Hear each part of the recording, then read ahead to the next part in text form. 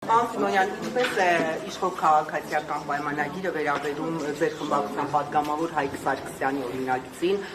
հեղինակած օրինագծին, այն շատ մեծ աղմուկ է բարձրացրել, մասնավորապես հասարակության մեջ, այսպես շերտավորման առումով։ Այդ խնդիրները, բարձրաձայնումները հաշվի առնելով դուք կողմ կլինեք, նաև պաշտպանության նախարարությունը ավելացրել է, հա, գումարը։ Ես այդ հարցին պատասխանեմ, եւս մեկ անգամ հատուկ ձեր համար պատասխանեմ, որ այդ հարցի շուրջ քննարկումները շարունակվում են, այդ օրենսդրական նախաձեռնությունը Հայաստանի Հանրապետության անվտանգության համակարգի համար անհրաժեշտ օրենսդրական նախաձեռնություն է, կառավարությունը տվել է դրական եզրակացություն եւ քննարկումները մեր մոտ շարունակվում են եւ շարունակվելու են եւ կարծում եմ, որ մեր երկրի անվտանգության համար պարոն Սարգսյանի օրենսդրական նախաձեռնությունը անհրաժեշտություն է, բայց դրա մասին խոսել եմ։ Իսկ ընտրություններից առաջ, օրինակ, հասարակությունը ինչպես կվերաբերի ձեր այդ քայլին, որ սա ինչպես տարբեր փորձարկումներ։ Ես չգիտեմ, օրինակ, ընտրություններից առաջ հարուստների, իսկ այդ հարուստները, որ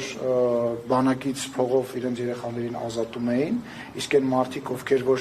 գնում էին ծառայում են, օրինակ ես չնայած էլի ասում հարուստ լինելով հանդերձ հարուստ ընտանիքից ապահոված լավ հարուստ չասեմ ապահոված ընտանիքից լինելով հանդերձ գնում ծառայում իսկ այն մարդիկ կոպեկներ են ստանում հիմա շատ ու շատ մարդիկ գալիս են պաշտպան հայրենիաց ծրագրով պայմանագիր են կնքում մեծ ցանկություն ունեն ծառայելու եւ ես արդեն ասել եմ ձեր գործընկերոջը մեր վերջնական նպատակը պրոֆեսիոնալ բանակ ունենալն է հիմա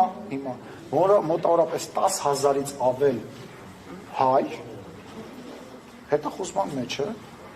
որովհետև տեսեք, ընդհանուր առմամբ մոտավորապես կարող է լինի 12-13 հազար հետախուզվող, դրանցից 10-11 հազարը, 10-ից 11 հազարը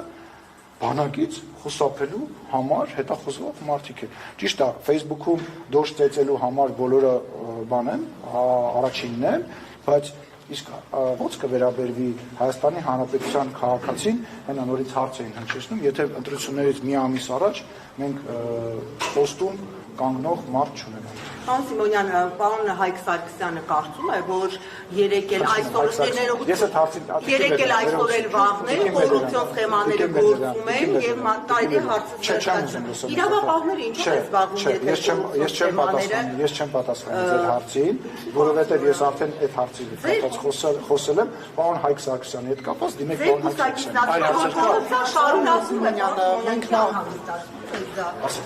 Նախորդ շաբաթ մի աննախադեպ չեմ պատասխան, ես հիմա հարց տվի պատասխանել եմ։